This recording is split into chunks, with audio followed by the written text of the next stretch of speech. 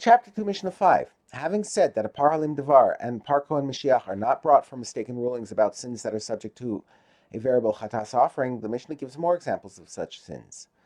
They, the court and anointed kohen, are not obligated to bring a par halim devar or par kohen Mashiach for a mistaken ruling about the sin of hearing the sound of an oath.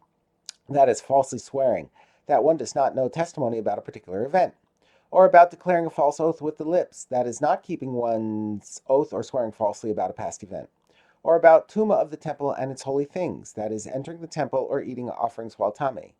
These three sins are subject to a variable chatas offering. Therefore, if the court or anointed kohen made a mistaken ruling about any of these matters, no par halim devar or par kohen Mashiach is brought. The Mishnah turns to a related subject. The Torah states that if the king unintentionally commits a sin that is subject to a chatas, he does not bring a standard chatas, but rather a special offering known as the Nasi's chatas. The Mishnah discusses whether a king brings this offering or any offering for committing one of the three sins mentioned above. With regard to these three sins, the king is like them, the court and the anointed kohen. That is, he does not bring an offering.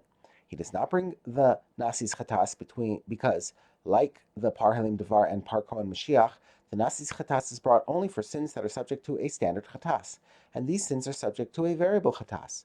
And he does not bring a variable chatas because only a commoner and not a king can bring a variable chatas. These are the words of Rabbi Yossi HaGlili. The next Tana disagrees, but Rabbi Akiva says the king is obligated to bring a variable chatas for all these sins, except for the sin of hearing the sound of an oath.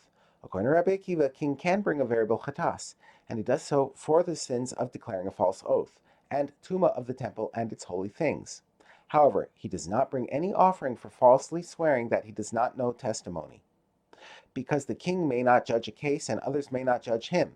He may not testify about others and others may not testify against him. He may not testify against others and others may not testify against him. Since he cannot testify anyway, he does not bring an offering for withholding testimony, even if he made a false oath about it.